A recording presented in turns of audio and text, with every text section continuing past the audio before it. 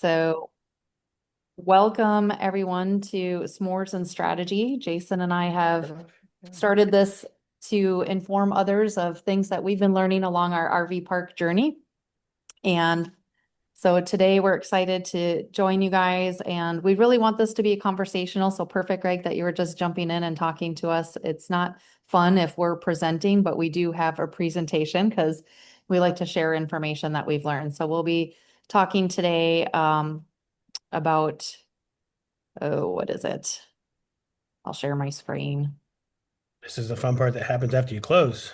And this is the fun, what happens after closing? Yeah, on the RV park. So for those that don't know us, I'll let you do your introduction, Jason. I'm Erika Bates, and in our relationship, I do the underwriting for the acquisition side, and then in terms of operations, I am our chief operations officer. So I oversee a lot of the background technology, getting systems, standard operating procedures, and making sure that our parks are operating in a streamlined fashion.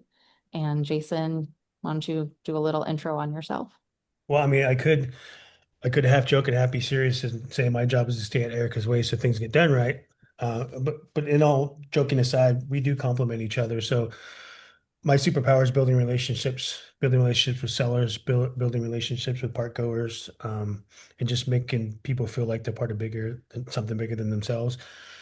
Also, with my 20 plus years of project management and program management experience, like Erica, I can help oversee some of these construction projects that happen every time we take over parks. Some are bigger, some are smaller. It all depends on the dream we built during the underwriting phase, and then how we're going to execute it. Because that's really the answer, right? The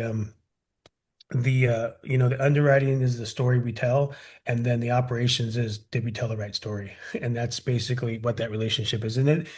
It's a clean handoff when Erica does her underwriting, she very detailed, very intricate, and then she validates it during due diligence. And then once due diligence is done and we've closed on the park, it's time to execute, and that's where the rubber meets the road. And so hopefully you guys will get something out of this. You might not need the information today, but in some point in your journey, this information will be most helpful. And of course, we'll make a small announcement in the end on what we're planning to do for 2026 to help more of you guys be RV park and campground. It doesn't just have to be RV park, guys. We're dabbling in the glamping space too. So if you guys want to be operators and you want to provide places for people to vacation and hang out and have fun with, and you can have fun reading those 5-star reviews like Erica does, then you'll definitely want to tune in for what we have to say at the very end. Yeah, so Jason's better with the words than I am, but we, like he said, we complement each other in this. So a couple things that we're going to just talk about today of things we've categorized it into a few buckets of how things work. So we talk about the first 90 days, how we look at things from an operator, what actually breaks down when you take over the park, and then how we look at the foundation of what we're building to make it successful. Oh, I think my image went away. That's not fun. For those So of you guys that didn't know, it was an amazing it image. was an amazing image. This is what happens with technology, but we'll just have a conversation here. So the first 90 days, we're in it right now. We're 30 days into our second park. Our first park, the first 90 days was probably one of the most challenging times to just get in boots on the ground. And what you'll find really fast is that time compresses, meaning that there is so much work that you can get done. And if you're like us, we want to get it all done right now. You're not only you're taking over accounts, you're changing passwords, you're launching new websites, you're launching new booking software often, you're putting out new marketing plans, you're training and onboarding staff to what you want to do and your vision. And what often happens as operators is that when you're in the midst of it, you are end up putting in long days trying to get it done. So if you guys have done this, it's I think Jason and I regularly find ourselves somewhere between 12 to 14 hours a day just trying to get all the things done after we first take over an acquisition. And that it's easy to get lost in that. And some of what happens in there is you have to be aware of what's going on with your staff because it really can impact them because they're going to feel that energy and that change. And while it's exciting and they can be all excited for it, it's also going to impact them because they're going to feel they have to be on all the time too. And so part of that happens is then we get into decision fatigue and decision stacking. And Jason, maybe you can go into that a little bit about some things that we've observed even here in Georgia as we're taking over this park with all the things that we've had to work on in the first 30 days and decisions we've had to make. Yeah, there's actually two parts of that. The first part Erica handled very elegantly. The part that gets missed sometimes, and we were even probably a little guilty of it in our first park, was that the staff wants to do everything they can to please you. So they put themselves on the clock much longer than they need to be. Because when Erica says we're on for 14 hours, it's not like we drive ourselves for 14 hours. We're just having fun. We're in the weeds. We're making all these changes, getting all this positive feedback. And then we look up at the clock and go, oh my gosh, it's What is voicemail? The 12, person you're trying to reach is not what happened available. to At everything? the tone, please Oh, record your message. When Let you me have see if I finished can. I guess we're recording, leaving a hang message. up. Hey Lee, I'm almost done with this proposal. Oh, Erica, can you mute? Oh, there I we go. got it. Perfect. So that's one of the things we got to be careful of is the staff is doing everything they can to try to meet your expectations to make you happy. And so there's a few times where Eric and I have had to sit down with the staff and go, hey guys, we're going to do a quick little lesson on delegation. So teaching them to not have to do everything themselves. So that has been our biggest lessons with our park managers, teaching him how to delegate. And then empowering them on better ways to communicate with the staff, right? Because Eric and I come and we have all these cool ideas. We're not ready to execute them all yet, but he hears us and he goes to the staff and tries to get them all executed. And so we've got to kind of pull things back. And then the next lessons learned around that is a lot of times what we say doesn't necessarily get received the way we want it to be received. And in any communication, I don't know if you guys know this, but in any communication, it's not what you say, it's what the receiver received. And a lot of times they don't always connect. And a lot of times we want to blame the person who heard it wrong, but really it's the person who sent it. So a lot of times I have to take a step back and say, hey, why don't you repeat to me back what you think I said? And a lot of times that's where you kind of flesh out with, oh, okay, I could have communicated this better. You were close, but here's what I really want. And of course, always giving them the accolades because they are all doing a great job. They are all going over the top, but then letting them know that, okay, you guys, we can pump the brakes. So sometimes, a few times, we had these cool little events where we set everybody down, we fed them, we just had fun. There was no work, there was no chit, it was just about let's just hang out and have fun. And we had a huge Christmas dinner that we made for the staff and people at the park, which was absolutely amazing and everybody just had a lot of fun. So really what you want to make sure of is why you do want to keep one foot on the gas. You also need to pump the brakes when it comes to your resources and make sure check in early and often, make sure they're not overwhelmed, make sure they are comfortable enough to come to you with not only just problems, but probable solutions, because it might not be the right solution, but now at least we have something to talk about and then making sure that they feel comfortable to make decisions without always having to come check in with you. Because a lot of times, staff will come to us, and Eric and I will say, "We got to go talk to the park manager." Mhm. Because if we make that decision, if we tell them what to do, then not only do we not empower the park manager, but we make them dependent on us. And we like to take time off too. And so if they're always looking for us to ask us for the answer, then we're setting ourselves up for failure as well. And this is where these things layer into each other, and that's where the small misses come in and then they compound. And I'll just give you an example of we're 30 days in and today I had a list of 50 items that I observed over the last 2 days where they were just small misses that compounded over time.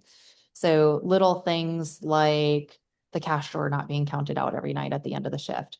Little things like the floors not being swept and mopped in the restaurant every night before closing. Is these things that can cost you your licensure and get you to fail inspections for food quality and serving. And those, if they're not cared for, and because people are working hard, there's changes coming, the decisions are not being made, they get fatigued, and then they just kind of sit in a bubble and things don't get done. And then these small misses stack on top of each other, and then they become big misses as we're Yeah, going. and of course, out of all those things that Erica said, the biggest thing we're always concerned with are the customer reviews because that those will hit first. Having to recover from a bad review probably takes the most work of anything. So if you're able to stay in front of it, the last thing you want as an operator is for you to find out you have a problem because you read a review. You Yeah. want your staff to come to you and say, "Hey, we found a problem," and then here was the fix. So that's how you know you're operating in the right space. And so this is where, as an operator, what we do is we come in and we look for those cues, like when are they hesitating to answer questions? When are they hesitating to make decisions? Like Jason said, when are they coming to us for the decision making all the time? The biggest thing that we do these first 90 days that we're on the asset is how do we empower them to make the best decisions possible for the business? Meaning that they understand completely how we operate, what our expectations are, how we measure success, and how are they delivering to that. And so when you're in this space and you're taking over the asset, this is going to be the biggest thing that you'll be looking for with them, is that hesitation and how they're interacting with you and if they're pausing and holding back. Um, and even, I don't know, Jason, chime in here. It's same issues too, right? Like Yeah, if you're little getting things. if you're getting repeat issues of the same issue, it means we haven't addressed it properly and we haven't driven it to closure. Like Erica said in the last slide, it's really think about it like death by a thousand cuts. It's not going to hurt you right away. And a lot of operators will say, well, okay, well, it's not really affecting us yet. It's the same thing with deferred maintenance. You can defer maintenance, just there's no problem with that. But it's much cheaper if you get the maintenance when it's small than when it becomes something big that you have to fix versus something that you have to repair. Yeah. And it can be really easy, and it depends on when you take over your asset. When we took over the first park, it was a little bit quieter season, so it was a little bit easier in terms of managing the issues that came up because we weren't as busy. We had very, very low occupancy. I think the first month we were at like 10% occupancy, even though now we're trending more like 50 to 70% on the regular. This park we're coming in at 100% occupancy on the weekends, and it is humming. And you can definitely tell that. And that means a lot of money is moving through this park. It also means there's a lot of room for errors. So things like transferring of a liquor license and the slows and delays that happen to that. And what does that mean from a cash flow perspective? How do you service the guest during that time? Um, the the managing of the cash, even like today we did a reconciliation from year to date of the drawers because they were just not counting out, and we found $8.50 reconciliation error. Those small things just add up over time, and you can see it, and it's easy to get missed. And in the busy, when you're in the busy of the park and the park is humming and it's fully occupied, it's more important to stay ahead of these things. An inventory of your camp store, that's huge, Yeah, right? So huge. because we found two things, right? If you're not inventorying on a regular basis, you don't know when to restock until you're completely out. One, and two, you discover that there's things we sell in the store that the park manager needs, and so he just grabs it. For example, batteries, right? We sell 9 volt, we sell AA, AAA, D batteries, but then a remote in one of the cabins goes out, so he just goes and grabs a couple batteries and continues It on with doesn't his affect day. inventory. Yeah. Didn't decrement inventory. We didn't realize we had a discrepancy. We didn't realize we were running low on batteries. And so then we had to say, okay, guys, let's stop. Let's buy a set of batteries for the park that's just for operations. And then let's buy a set of batteries that's for the store that's for sale. So that's just one example of the little things that could be death by a thousand cuts. Yeah. But then we're gonna just go into like what actually breaks it down. And luckily for us, we're pretty in tune. Jason and I work really well off of each other. We're pretty in tune to how things should be operating. We'll talk about missed handoffs. And even I would say this ties into that communication thing that Jason said, where if I tell you something and you don't repeat it back to me and show that you understand that it can cost the park money. And one of the things that it seems rather simple, right? So we use feather flags at the front of the park to advertise and promote that we're a campground here. And as those rip, they need to be replaced. So if somebody was told to go replace it, they go in there, they pull the whole flag pole with the staff off and throw it in the trash. That flag costs $25. That pole costs another $50. That's a cash leak if it happens every time. The person that changed it didn't know. The handoff was done incorrectly. They weren't explained the job properly. So they went and put this $50 pole in the trash and I had to go recover it. Now it's $50. You go, okay, it's $50, Erica. No, that's the death by 1,000 cuts. Those are the things that actually start stacking up is when you have constant misses like that. Are they counting all the things that they're putting into the facilities? Do you have somebody checking to make sure things are not going missing when guests exit the park? All those things are the things that accumulate over time when you're not communicating those handoffs well. Jason, maybe some gray areas that you've seen where nobody's owning it? Yeah, and I think this is really where SOPs come in because so you have two problems. One is everybody thinks they're responsible, and then everybody thinks somebody else is responsible. So you've got several people trying to do the same thing and tripping over each other, or you've got people assuming that somebody else is taking care of it and then it completely drops.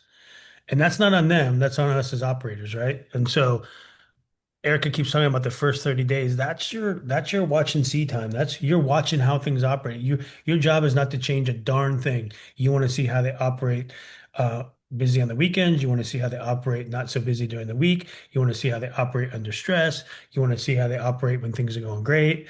So so we're just taking and in fact, even 2 days, we gave the park manager, we just said, go off site, go spend 2 days, go recoup because he'd been busy because we still haven't hired an assistant manager yet. We've tried, but it didn't work out. And so we gave him 2 days off where he was just off property. And it was just Eric and I run the property. And so, oh, okay, here's some more Swiss cheese. We found more holes in it because these were things that he was just covering on the fly, but didn't communicate back to let us know that was something he had to deal with, right? Now, I don't need him to come to us with every single problem, but what I need him to come up back with is kind of a synopsis and say, hey, here are the things I dealt with, and here that has here's how I handled it, and then we can have a conversation that says, okay, well, this is what we're gonna do going forward to prevent that. Right, because you always want to make it so that he doesn't have to keep making all those decisions on the fly. It comes back to, are you dealing with the same problem over and over and over again? If that's the case, we need to put a system in place, either an automated system or a process in place that says this is how you're going to stay in front of it so that it doesn't happen again. Which goes into the staff confusion and expectations being unclear. So what we find often, most times you're going to walk into a park and there's not going to be any standard operating procedures. Standard operating procedures make all the difference in the world to help keep people organized. Some parks will have them, but that's what creates the confusion. Or they have them, but people aren't utilizing them or practicing what's written in them. And so they haven't had somebody hold them accountable to what's going in those standard operating procedures. And so it just continues that spiral of repetition where little things are going to get missed and build up. Yeah, one more thing on staff confusion. I'll tell you your easiest and best indicator is when a guest comes up and says, well, I asked this question, but I got different answers from different staff. That's how you know you have staff confusion. They should all have the exact same answer. Yeah. Cash leaks, yes, comped nights, emergency fixes, all this happens right away. There can be, and again, this is where the standard operating procedures are going to come in and help this. Like, do you have a funnel for people to report things that are broken in the park? What happens when there's an emergency? Since we've been on site on this one in the first 30 days, we've had 2 power lines go bad in the oldest part of the park, and they had to dig trenches because we had guests on site in the cabins and they had no power. That's going to happen and you have to prepare for it. That's why you put reserves in your underwriting. We had booking software that didn't get shut down from the prior owner. So we ended up with people driving 5 hours to come to a fully booked park and we had no accommodations for them. And then you need to comp them or do something for them. So those things are just going to happen in the first 30 days and you do everything you can to mitigate it and stay ahead of those. But it's how the team reacts and do they know how to react to that when it's happening. I think some of the other things that happen too is it depends on how the transition goes with the prior owners. With our first park, we didn't have a camp store or anything like that to be able to hand off. It was just a simple long-term RV park and they had a pool. So we didn't have a lot of these things that came up in that space. But with this one, what happened was we have a full restaurant, we have a full camp store. we have cabins and we have a campground. And so And the a beer and wine previous, bar. yeah, and the previous owner ran down the entire inventory before sale to where there was almost nothing in the camp store of top sellers and in the restaurant of the top selling items. So you have to go and set up all new accounts to be able to order the product that you need for that. So you either, and there's time periods for that. So you're going to have cash that you're going to need because you're going to end up going out and buying more expensive product. You're still going to sell it, but you have to go buy the more expensive retail prices rather than going through your distributors if you're going to keep your business going and keep it alive. And that all feeds into the guest perception, right? Because we were on site for 2 days and a guest came in and he goes, I drove all the way here for the hamburger because I love them. We're out of ground beef and hamburger. Like Yep. favorite thing on the menu and sweet tea, and there's no sweet tea, and we're in the South. You have to have sweet tea. Like, and So, those were the things, Eric and I jump in the car. We drive 45 minutes to a right? Costco So and we buy yeah, 100 we're pounds of remote. ground beef. But to add to Erica's story too, not all people that sell parks sell it that way. Each one is Right. different, right? So we've had parks come across our desk where the owners have kept the camp store fully stocked, fully inventory, and but then they sell you the inventory at cost when you close. That's actually a normal way to do it, right? They're not trying to make profit off the inventory. They're just saying, look, I bought this to keep the store full. Here are the invoices of what I paid. I'm not trying to make a dollar off of you.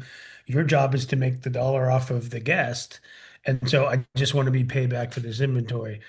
That's technically actually the right way to do it because I don't know about you guys, but in our contracts, we say explicitly you must keep operating this business as a business that includes restaurant, bar, camp store. You must advertise the park. You must bring in guests, all the things. So if you let a part of the business fall, you're technically in breach of contract. But this seller was incredibly patient, incredibly amazing. He gave us a killer deal. We are not upset at all, but it was just something that we inherited the day we walked in when the staff goes, help, we don't have anything. Mhm. And it didn't help either that our clothes got extended, and so it was even worse than we thought. But my point being is when you are going after parks and you're looking at what it costs to buy it, ask about the inventory for the camp store and if they will be maintaining it, and then what the cost will be for that at close, because that could be an additional closing cost that you may or may not be ready for. Yeah. And then you have maintenance that's been ignored. And a lot of times when the owners are putting it on the market, they are going to defer the maintenance and the big items. That's why things happen after close. For us, when we walked into our first park, we were lucky enough that it was built within the last 4 years. So it didn't have a lot of deferred maintenance. There was a few things that came along, but really a lot of the maintenance that came up was you get a pool, lesson learned. They had a pool with no power and they left it filled with water over the winter rather than draining it like they normally did it. So the maintenance to get that pool up and running in the spring season was a lot heavier than what it normally would be. We're much more prepared this year to take the pool live than we were last year because of the condition that it was in with, um, imagine just spring-fed waters filled with down leaves and tree branches and all the microbes that grow in there and get into the rock and the cement that you have to clear out for the season. So that was something that we needed to set the standard right away of how that operates and what the expectations are.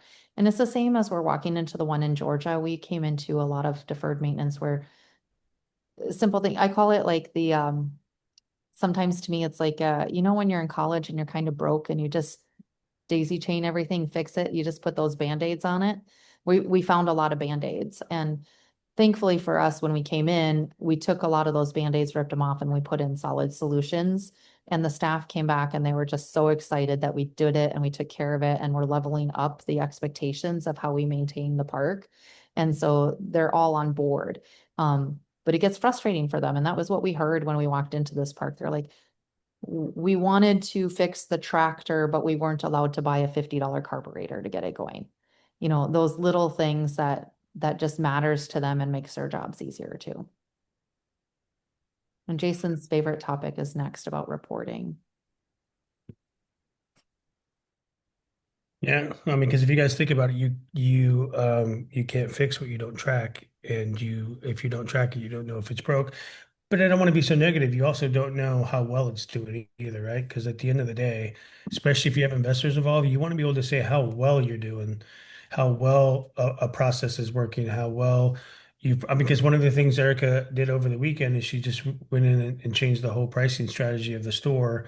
Because I don't know if you guys know this, but the government isn't making pennies anymore. So we had to reprice all of our stuff so that if people were to pay cash, we can make change because we can't get pennies anymore. So and then we want to make sure that everything includes tax because there's a pretty good tax here. And so now when you look at our menu items, what you see on the menu is what you pay out the door. It includes tax, everything. And if it so happens that you want to pay cash, it'll always Erica designed it that it's To the round up nickel. nearest Yeah. nickel. So, but those are the things, right? Until you started seeing the actuals, versus, what you spent. And it took us a bit, right? Because, we brought in I mean, we owned it for 2 weeks in December. We brought in a ton of revenue, but that still wasn't enough runway to see how we were really operating. And then now that we're almost 3 weeks into the new month or into the next month, we're really starting to see trends and we're really starting to see where we can attack things. But more importantly is now that most of this stuff is completely turned over to our business, now Eric can start reaching out to distributors Mhm. and wholesalers of food and alcohol and stuff for the store instead of us having to run to the dollar store to buy stuff. So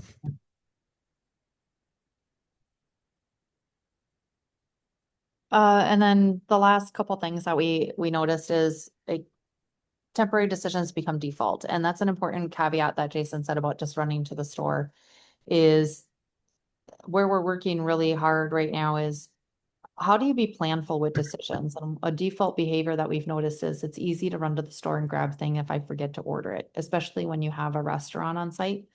Oh, I forgot to put pickles in my cart when I did my big bulk order. I'm just going to run to the store.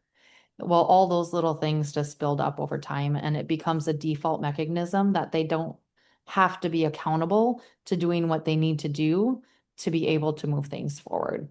So we're all about planning and making behaviors and keeping things clicking in a pattern so that we don't have these default decisions that are coming up and making people do these last minute things that cost money.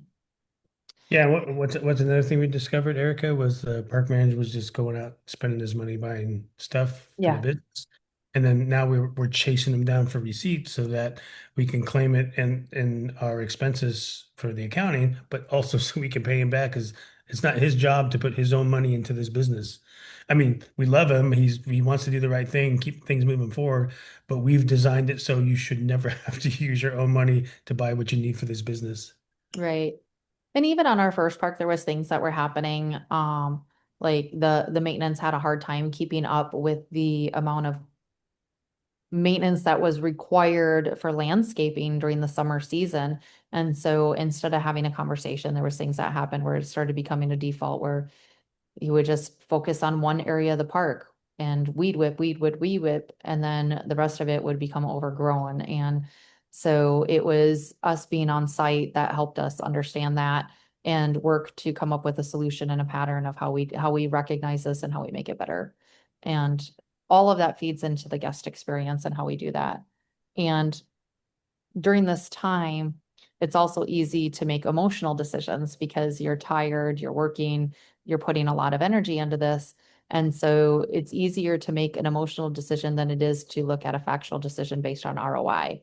And that's some of the stuff that we're doing right now as we're working to finalize our construction budget for our expansion is how do we make sure that we're taking emotion out of that and we're doing things that are real tactical that are going to add to the bottom line and keeping that pragmatic lens on knowing that we're operating a park and it can be really easy to get fatigued doing that and putting together your future plans. And then Jason, you want to hit the last one and we can go into the 4 pillars? Yeah, so parks really rarely break all at once, and that's so true, right? So, and that's another reason why if you're not tracking things and then you're not keeping an eye on things and you're not communicating, one of the things Eric and I have instilled, and we do this at every park, and most of you guys have heard about this, is Traction, which is the entrepreneurial operating system. And so every week we sit down with our park manager and we walk through the things. Here's what's working, here's what's not working, what's on our to-dos, what are we focusing on for the next quarter, how can we make your job easier, what are the pitfalls? And so it's just basically it's like a brainstorming session where everything gets thrown on the table. You don't have to necessarily answer it. It's not about solving them, but it's about identifying them and then assigning them to people so that they can get work done for the next meeting, and we meet once a week. So again, parks rarely break all at once. It's all these little things that kind of happen, and they start to domino, and then you walk into a big problem. And again, we want to be proactive instead of reactive. So being able to stay in front of it and have a system like EOS, which allows you to stay on top of it. Allows you to take the pulse of your park manager, whose job is to keep the pulse of the staff and the pulse of the guest. And so that's going to be your biggest adversary is to come up with a system that allows you to talk with your team on a weekly basis and not only just solve problems, but take a victory lap on the things that work great. Because the last thing you want to do is always be talking about the negative, because that just drives people. Well, I and just that's where energy drops, right? So Yeah. you gotta watch that because a lot of that comes into perception. You're coming in and you're making changes and they're going, oh my gosh, what have I been doing all this time that I've been doing wrong? And it's like, no, you haven't actually been doing it wrong. You just didn't know in a different way, and we're just teaching you a different way. And so those touch points really help too. And making sure to share those reviews and the feedback that's coming in with the people that are receiving it. And that's something that Jason and I are really proud of, is even as we're coming into this one, I think we've increased about 20 new reviews in the last couple weeks, just 5-star reviews. And we always make sure to share with whoever's delivering that and tell them and celebrate it and um, keep giving them that affirmation that they are doing right by the guests. It's just that we're coming in and we're observing things and we're coming in with a different lens than the prior owners had. Yeah, a lot of these reviews are actually calling people out by name, calling our park manager out, calling, the previous park manager out because there was kind of a parallel as Even me.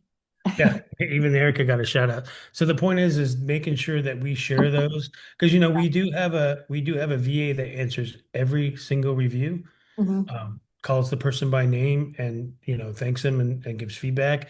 We do have a VA that responds to every Facebook and Instagram post because we think it's important that it's called social media. It's not social, give me a comment and then I don't answer back.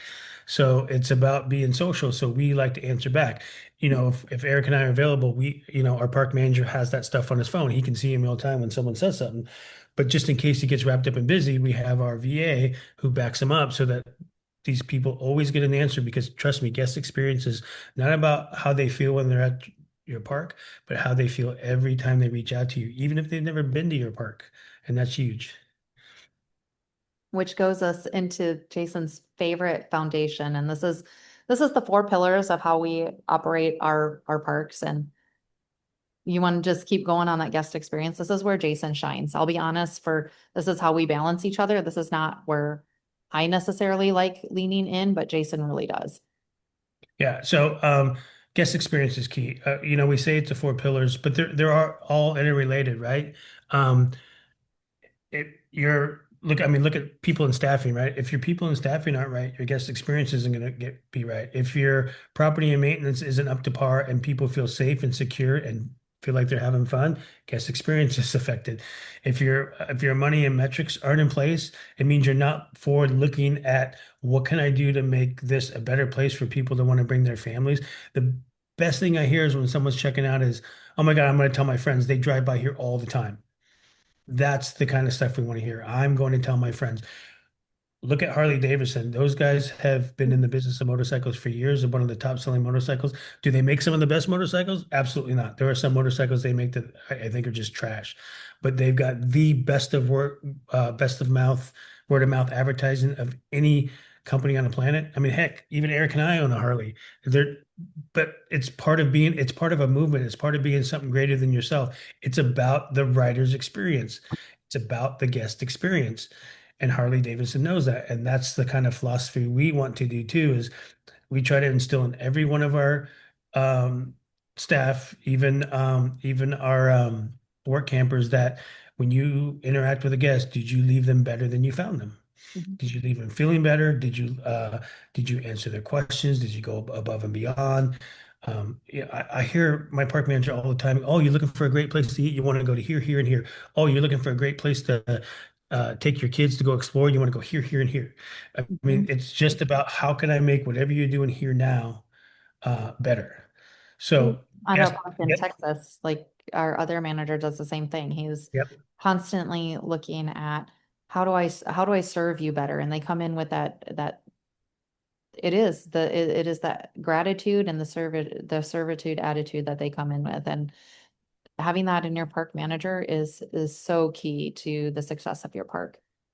And again, I must reiterate, guest experience isn't just while they're here. It's the moment they reach out to you, the second they send a message, they call you on the phone. I mean, it's your website. I mean, they haven't even talked to you yet. If your website isn't beautiful and user friendly and interactive, you've already lost them. If your Facebook and Instagram is boring, you've already lost them. So guest experience starts from there and it doesn't end, right? After they've left, you're still following up with them, asking, is there anything we could have done to make your stay even better? Is there anything we could do to get your friends and family to come back? One of the things I like about actually both of these parks so far is we have a lot of repeat business. And Yeah. that's really a testament to how your park looks and run and how your park manager and staff um, they make it feel like it's their own business and they want it to be successful just as much as you do. There's nothing better than coming out of a weekend where we had 70 people inside of our restaurant and you hear people saying, I'm telling all my friends to come visit. This is the best place I've been for vacation. Like that's the cherry on the cake right there. And really that goes into how do you set up your staff for success? And that's where the people and staffing come in, is that if they're not running on systems, if they don't have it, like it has to be stupid simple for them to be able to do it. They know how to make decisions. They know how to do things. They have the authority to do it. And once you set up that foundation, it will create the humming. And that's what we come in and do. That's our first 90 days on here, is looking for all these holes, looking for how do we streamline things? How do we make it easier for them? Because the more that they can focus on the guest and not have to worry about these things in the background or remembering things, the easier it is for them. But then it also goes into, I mean, it all ties in together. It's your property and maintenance too, right? Um, so you set the stage there, and we'll give you some examples. Like our property in Texas has a B&B on it. That's the top rated B&B in the area. It's the number one performing right now. And it's because we did simple fixtures that are homey, it's comfortable. We give people what they want when they check in. And we meet them with the right guest experience. It's the same with the pool and the RV pads there. When we come to the park in Georgia, it's right away. The sites are a little smaller here. The roads are a little bit older, but the team is constantly outgrading, filling potholes, making it easy because they're bringing in these big, huge rigs, you guys, that are multi hundreds of $1,000s, $1 million rigs. We need to make sure that our property is maintained and that it looks the part and that we're fitting these types of vehicles in there. Yeah, we have one resource that every time a camper leaves, every time an RV pulls out, any site, whether it's a tent site, a cabin, or glamping tent, he goes in and he cleans out the fire pit. So the next person comes in and has a nice fresh fire pit. He makes sure all the trash is picked up. He makes sure the area has been, the leaves have been blown, and if it's, the driveway for the RV has been graded, the whole 9 yards. So it happens the moment that the person leaves, so we can get a person that day or next week, and the site's already pristine and ready to go. And one more thing I want to add about people and staffing, this often gets missed, is a lot of work campers are a great add-on to your operation, as long as you don't treat your work campers like they're extras, like oh, they're just working for a free site. They are part of your staff. They get trained like all of your staff. They get treated like all of your staff. You're just not handing them a paycheck, but they're essential and they need to be treated the same, because if you treat them like extras, they'll act like extras. If you treat them like family, they'll act like family. And that's what we found, is that really what you're creating is a community and it all intertwines together. And really, to me, the three pillars are there, and then it influences the money and the metrics, right? If, like Jason said, if you don't measure what you have, you're not going to understand if what you're doing is working. And that's the important part of it. So for us, it's looking at, like, for example, we just added glamping tents. So it's how much money did we put into that? How are we advertising it? Are we getting bookings right away? What are the reviews on them? We just got within 1 week of having them up, we got 2 bookings in the first weekend and 1 5-star review already. It's the same with what we had going on in Texas. It's how are we measuring our success? And it's the profitability of the pool. Did we get enough advertising out? How are our conversion rates? Are we getting the right mix of people at the parks we planned for short term versus long term? And how is that coming to fruition? And it all comes down to the foundation of how you're building up that guest experience, your staffing, and maintaining that property. Anything else you'd add there, Jason? No, I mean, you can pretty much create as many permutations as you want from these four pillars, but if any one of these are missing, you'll feel it. So with that, that's really what we had to share with you today. We hope you found it valuable. And we'd love, like I said, we don't love to talk all the time. We do like engagement. So if you have any comments or things you want to share, we're happy to take discussion.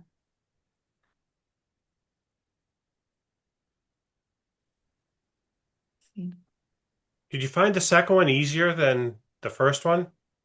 Although you said the first one was pretty light, and the second one you were jammed packed.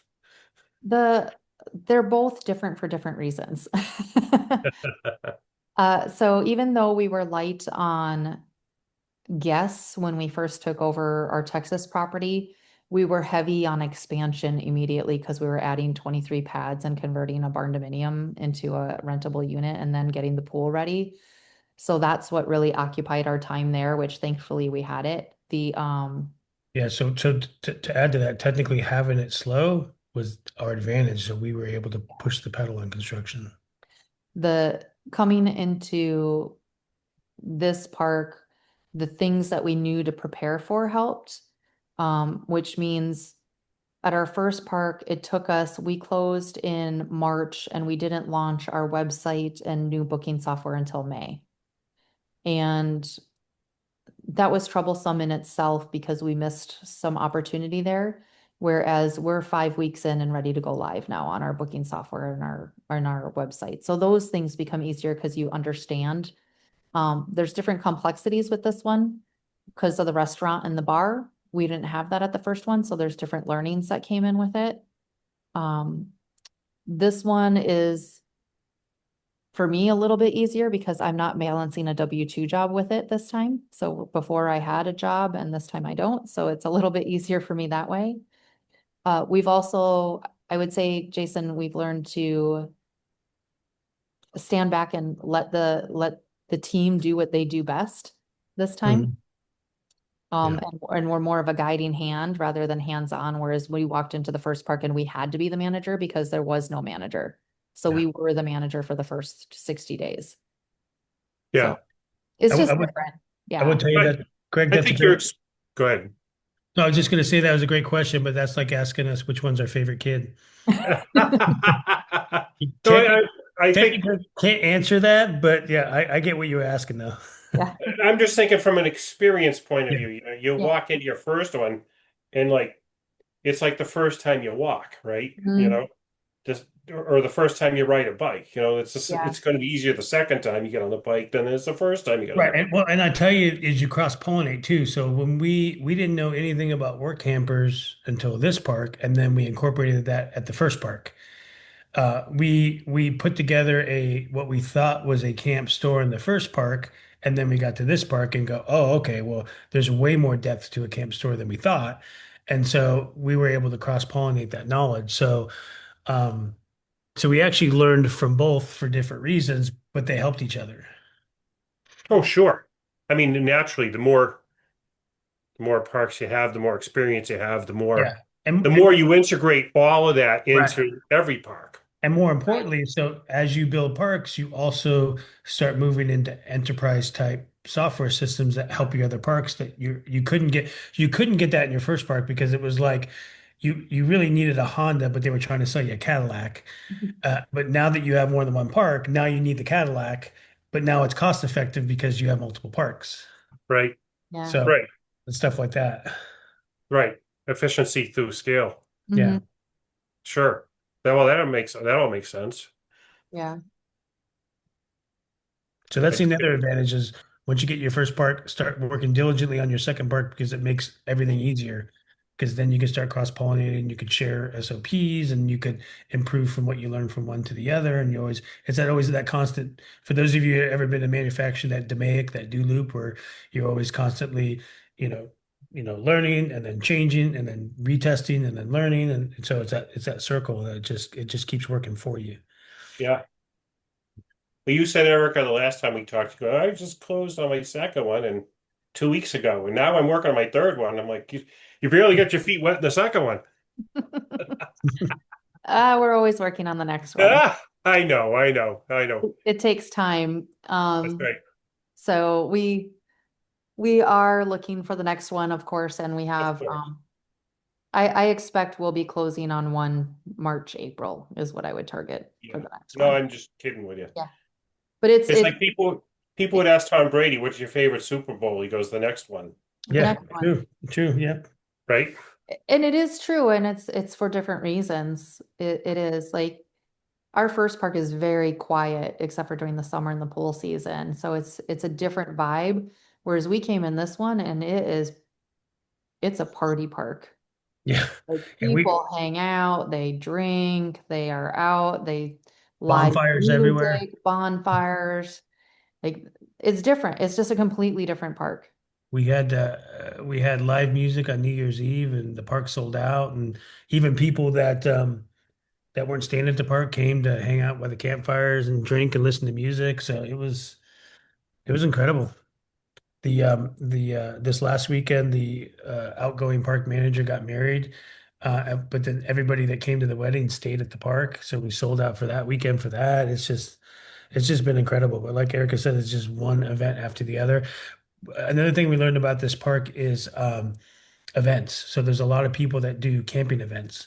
So we've met veterans and camping groups. We've met Airstream groups. We've met an all women's camping group, and we're able to take those relationships we built here because I like to go to other parks all over the U.S. and we're starting to get them booked at our park in Texas Mhm. because that's part of what they want to do is they want to travel to different parks and meet different people and see different areas of the world. And so for you guys that are really in the transient business, start partnering with these people that do these camping groups because they will sell out your park. We're selling out to a veterans group in February, then again in November, and then we've got another group coming in April. We had a group in November that sold us out. And these are just groups that just come in and they'll book everything. They'll book your cabins, they'll book your tents, they'll book your RV sites, you name it, they'll book it all. Um, and then they plan their own little events around that, but then we can help support that. Say, hey, what do you need to support your events? And so having the bar, having the restaurant, we had one group we came in and we don't normally do this, but we did a breakfast for them on Sunday morning because they were such a big group and they were all willing to pay. If you make us breakfast, we'll pay you. So I mean, that was like a $300 for an hour and a half of work. Yeah. So just so many cool things, and of course the ideas just keep coming. Yeah. I lay in bed and I think about the park I go to on vacation every year, and I like what I would do to that if it was mine. And that's a great way to look at it because that's what Eric and I do. We live Yeah. at RV parks. We don't live at parks we own because we learned that when people find out we're the owner, they come bugging us. So we like to actually live at other people's parks and we ask people, hey, if you own this, what would you do different? What do you love about it? What do you dislike about it? And they'll tell you. They have no qualms. And Yeah. then when they find out we buy parks, they go, oh, you should buy this one and do this, this, and this. I go, well, that's all well and good, but I don't think they're willing to sell.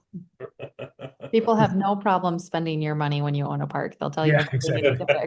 to fix. Yeah. Yeah. That's for sure. Erica, and Jason, how did y'all find your first park? Actually, how have you found both your parks? The first one came from a bird dog. Okay. So it was somebody that I had that I trained her how to bird dog and she found it for us before, and it was off market. Nice. It went on market before we got it, but because we had been in negotiations, we didn't have to work through the broker. It was Nice. grandfathered in. Okay. The second one, I kind of kick myself. It did come to me from the broker. I had a relationship for it, but I was too busy with the first park to look at it. And then my VA was looking for parks for me and found it with a wholesaler that had it under contract. And so we ended up getting it through the wholesaler. Through the wholesaler. Interesting. Yeah. Yeah, So you paid more than if you had initially talked to them. correct. Yeah. We paid more, but we did negotiate it down. So just, it's a Sure. good story. I'll tell you because this is so important and thank you for asking. Always be negotiating. We got into it in this park and the wholesaler, he said 3 million cash was the structure. And we're like, there's no way we're paying 3 million cash. We knew that going in.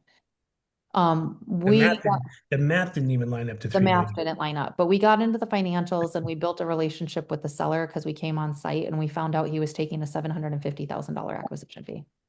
That's So insane. we ended up Who was the renegotiating wholesaler? the wholesaler. Wow. What? Yes, $750,000 acquisition fee. The potential's here, guys. The potential is here. He saw the potential and he was selling Yeah. it based on potential. So we negotiated him down to a $50,000 acquisition fee and we restructured the entire deal. And it's no longer a cash deal. It's a bank deal. So we did end up going to a bank and we're still going for our final financing. And Okay. then the seller is an investor in our park as well. Interesting. Okay. Okay. Yeah. And then you just said something about like the potential. So Mhm. when y'all look at parks, and I'm sure you look at a lot and you'll continue Oh, to yeah. look at a lot, Yes. how much weight do you put in potential? Like I've been looking at parks and I have one in Texas that has so much potential. It just hasn't been marketed right. The owners have high paying W-2 jobs. They have it a lot of long term and it's really in a place that totally 100% supports transient. So Mhm. how do you like kind of decide okay, they want this much for it, but it's only worth this much, Like, really, great the numbers, question. but then what's the potential? Like how do y'all look at that?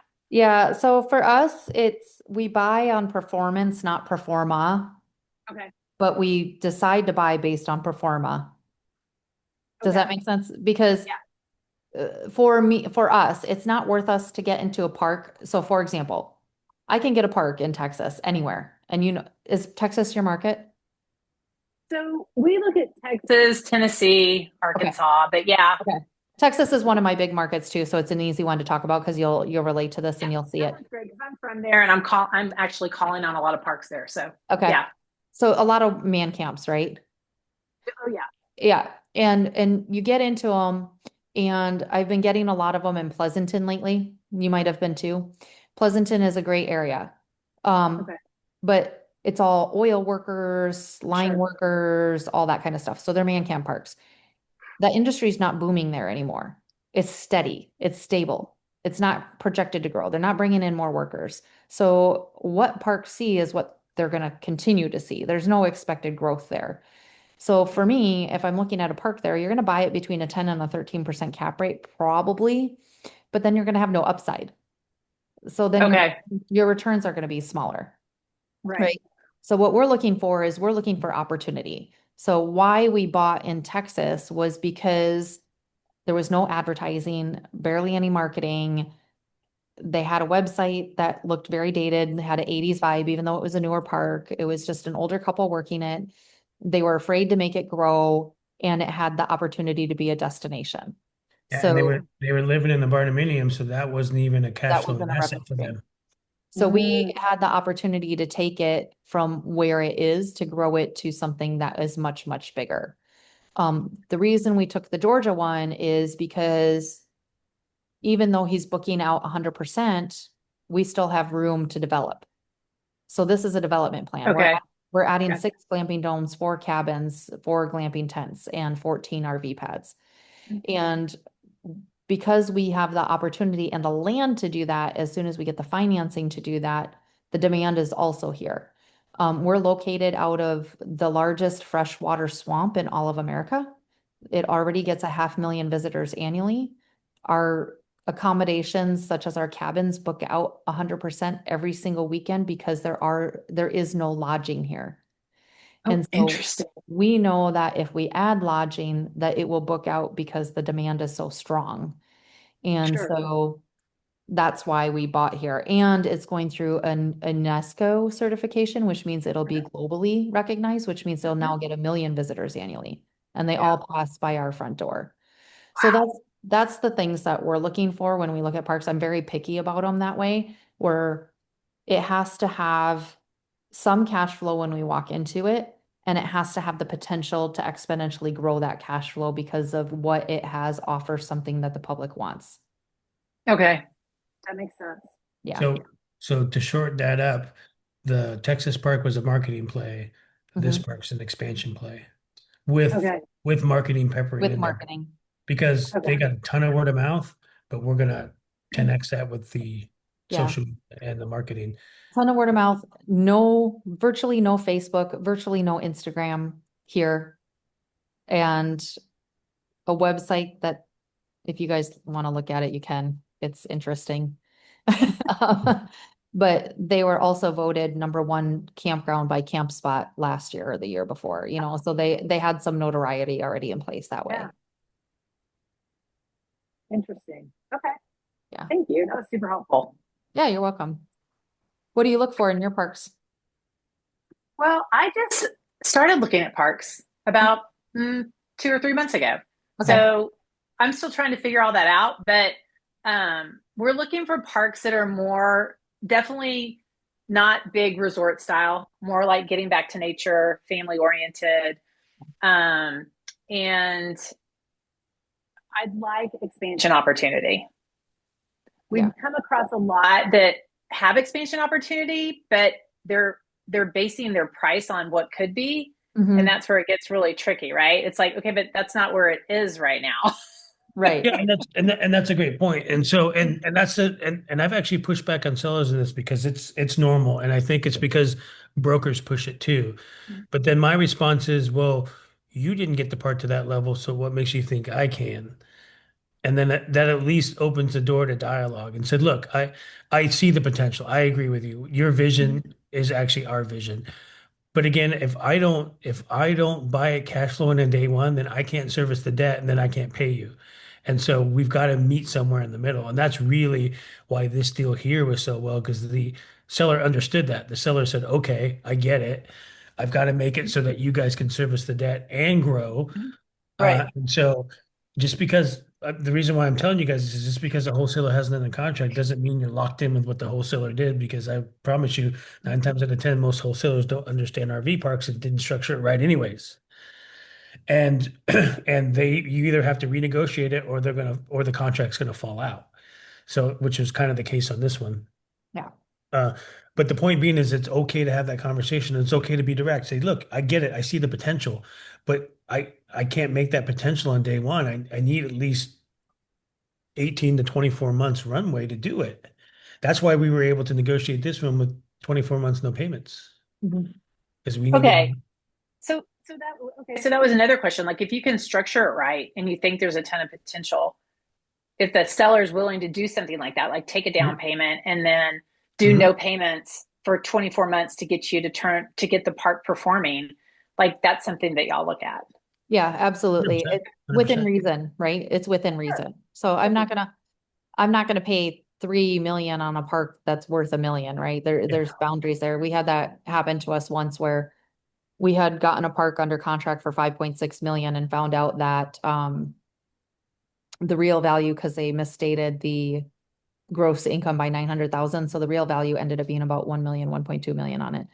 And the seller wasn't willing to walk away for less than 3 million. And I said, there's absolutely no way, because it'll barely hit the 3 million mark in 5 years. based on performa. And there's no way I'm willing to wait 5 years for that. So typically what I do, Diane, is I want to make sure that if I'm going to pay for some of that performa or premium, that I'm recouping it a lot faster than I have a time frame of when I'm going to recoup it. So I have Okay, to that be makes sure. sense. Yeah, so you get the seller to split the difference. Say, look, I'm willing to gamble if you're willing to gamble. Yeah. So Yeah. yeah, so I see the performa. If you're willing to cut the performa in half, I'll pay for half the performa or a quarter of the performa. It's Mhm. called creative finance because you can be as creative as you want to be. You just have to be strong enough to walk away and Yeah. say, look, Right. okay, They this always is come back. yeah. And I always this is how I always preface it before we even get started. I always preframe it like this. Hey, I might not be your buyer. Boom, right out the gate. That way, when I come back and say the numbers don't work, Yeah. they already knew I had half one foot in anyways. And I guarantee you, every deal Eric and I ever had, even ones that we didn't close on, they came back to us. Mhm. Interesting. Okay. That's super helpful. Thank you. Yeah. But remember, you're in a You never relationship. know when your offer is the best offer. Yeah. Yeah. And remember, we're in the relationship business, not just when we own a park, but when we're buying a park. So we're building a Yeah. relationship with the seller. Yeah. We're building a partnership. So look, I can't be successful unless you help me be successful. So let's brainstorm on this together. A lot of times a broker may or may not get in the way, but the really good brokers understand that their commission hinges on this working. And so they let it, like on this park, this broker had no problem letting us talk directly to the seller. And to sweeten the deal, we paid the broker's commission. We said, look, if we pay your commission, can you help us sell this? Because now he's working for us. Mhm. Right. So that was another. So because we were successfully able to negotiate the assignment fee, then we had some money in reserves to pay the broker. We said, look, if you help us sell this, we'll pay your fee. And then we just put another 50 grand in the seller's pocket. Okay. So again, be creative, but be smart about being creative. You know, Erica made sure to underwrite that and made sure that she had that in there and that we could afford that as part of our closing costs. Sure. Yeah. Okay. Thank you. You're Welcome. most welcome. Anything else? So cool. Yeah. So what I wanted to tell you guys, so we went over a lot of stuff here, and I don't want you guys to have to screenshot every one of these slides. And of course, we didn't say everything we could possibly say in the hour we were here, right? So what Eric and I did is we took all of our, we've really only owned parks for just over a year now, or about a year now, but we've been going after parks for about 2 or 3 years now. And so what we did is we put together a little ebook called the RV Park Operators Playbook: How Serious Owners Protect Their Park Staff and Profit After Closing. And it's just basically lessons learned. The first 90 days, we go into a little bit deeper about the four pillars. And basically, for the price of trying to recoup a bad review, we put together this ebook for people, and I'll go ahead and drop it in the chat. If you guys want it, great. If you don't want it, that's great too. No big deal. If you find you need some additional help, you want some coaching, or you want some assistance in operations, or you want to talk about a potential partnership because you want to own a park but you don't want to operate it, we'd love to have a conversation with any of you guys. We're absolutely open to it. But I'm going to drop the link right there. This is our labor of love. This is going to kind of let you know what we learned and how we learned it, and hopefully you guys can avoid some landmines. Um, and of course, if you have questions or want to get on a call, we'd absolutely support that. Yeah. Thank you. We You're appreciate most you welcome. guys showing up and look for our next one. We do these on the third Tuesday of every month, and we're going to continue the series talking more about operations. So, Unless there's a topic you guys want to talk about too, feel free to message us. We'd be happy to take a look. Just living vicariously through your journey the last year and a half is freaking awesome because I want to be where you guys are at. Yeah, we were the same way. We wish more people would talk about this. I know, I mean, in my mind, nobody's competition, right? Everybody owns a park. Nobody's park is in a Right. competition with our park. I mean, let's all work together. In fact, we were talking to another group. Let's do meetups at different people's parks and just talk about what we're doing and how we're doing it. I think it's great. So, but there's so much knowledge out there. We don't know it all.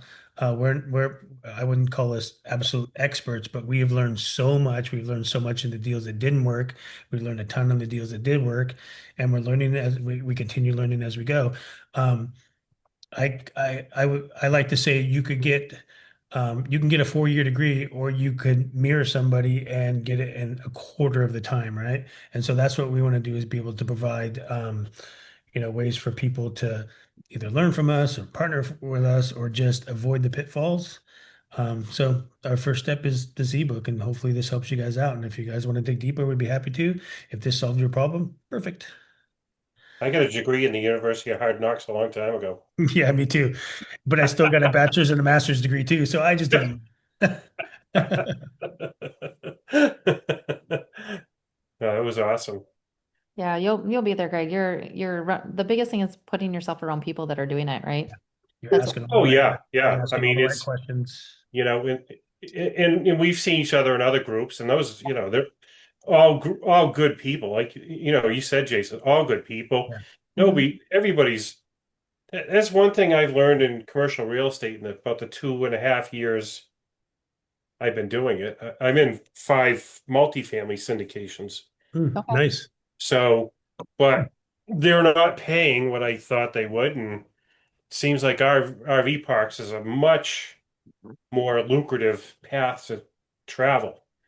I And will. I'm I a will. camper and a boater anyway, and I was telling Jessica, I don't know if you heard me, but one came across my desk and I got to do a deep dive into that. An RV park that's got boat slips and a boat ramp. Yeah. I'm a Yeah. boater and a camper. I mean, that's just That's your I'm dream, my friend. salivating over that. That's your dream. Well, I will tell you one of the things we are proud of in the Texas park. We did raise capital and we did bring in investors. When Erica underwrote it, she underwrote it that we would need at least 12 months before we had any kind of payout. We were able to do a small payout to investors in December. So we were excited to be able to do that. So you don't always get that in every park. I mean, we always try to give ourselves enough runway, but in this case, we were able to do a payout and investors were happy and we feel like we accomplished something. So yeah, it's always good Yeah, when you can at least tell investors, I said I would pay you and I paid you. yeah. I think one of the scariest parts for me is leaving the W-2 and knowing that I'm going to pay myself. Yeah, trust me, Eric and I have had conversations way into the night and really early in the morning on that very topic. And you were paying both of you. Yeah. Yeah. Yeah. And we've woken up at 3 in the morning going, okay, how are we gonna do this now? But but it works out because we're doing what we love, and we just keep at it. You don't give up, and we don't fail, we learn, right? So Right. Yeah.